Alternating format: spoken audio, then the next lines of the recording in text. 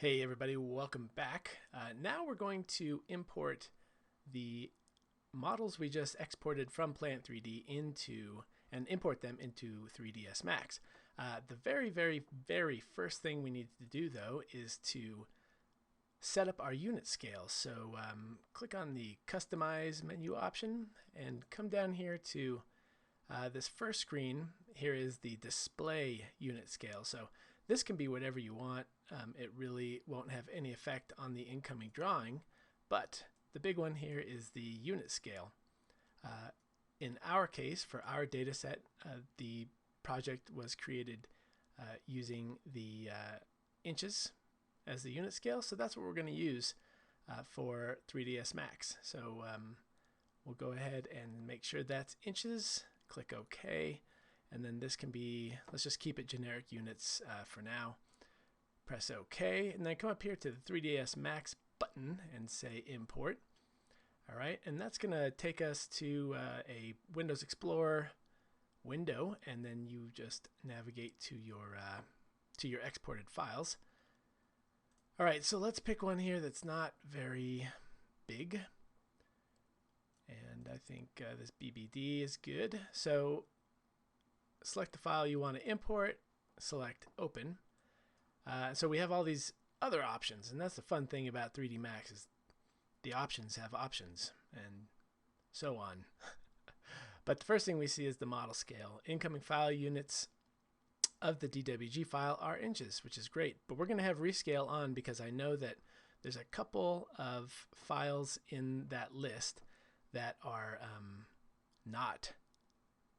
that were not done using inches. So when those files are imported, they're going to get rescaled. So the derive AutoCAD primitives by, we have layer selected. There's a bunch of options here. I find that layer gives you the most bang for the buck as far as information that you can get out of AutoCAD, or information you can get from the model, excuse me, and versus the amount of cleanup that you have to do after it's imported. So layer is good. The extrude modifier, that applies to spline objects, which we are not worrying about. Create one scene object for AutoCAD Architecture 1, not worrying about it. And use scene material definitions. If your Plant3D scene has materials that you've created for it, then you'd want to select this option so that those materials get imported. Pretty straightforward. Geometry options. Weld nearby vertices. With the Plant3D models, you really don't have to worry about this one too much. If you're importing another software package, plant software package model, then you would probably want to check that because for each face that gets imported, they're usually separate faces. So your face count is more or less doubled because none of the vertices are welded together. They're just sitting on top of each other. So you'd want to weld nearby vertices and then specify the threshold to take care of that problem. It takes longer to import that model simply because it's performing more operations. But with Plant3D, you don't have to worry about that because they handle that before it ever comes in. Auto smooth adjacent faces is supposed to smooth faces that are adjacent that are less than or equal to this number. So, or greater than or equal to. Let's say greater, lesser, greater. Okay.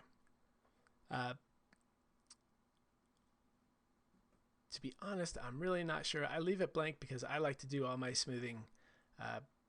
I like to control that, and plus it just takes longer for it to process the model if you have that option selected. So I do not select that option. You'll see how I handle that a little bit later. And the orient normals, which I didn't cover. Check that one, okay? Simply because you want all your faces to be facing the same direction, and this will ensure that that happens. Again, with Plant3D, that is really not an issue. With other software, it is just I check it out of habit. So that's a really important one to have checked. Surface deviation for 3D solids. The lower this number, the denser your mesh will be, and the denser your mesh is, the more resources your scene will consume. So if you have unlimited resources, then make that 0.0001 so it all comes in like super tight. Of course you don't, so I found that for this data set, 0.1 is a good trade-off between a segmented model and resource consumption. So 0.1 is good for this, but of course, play around with all of these to see which one works best for you. This is what works best for me for this data set. All right, so I click OK, and it imports the model, and that looks pretty awesome.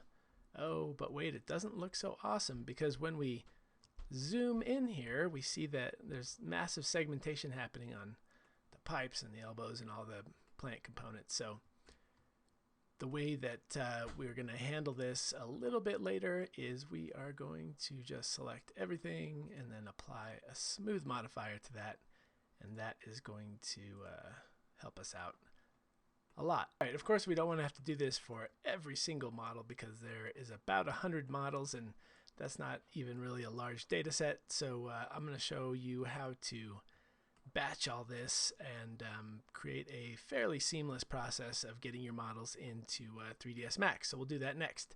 All right, thanks.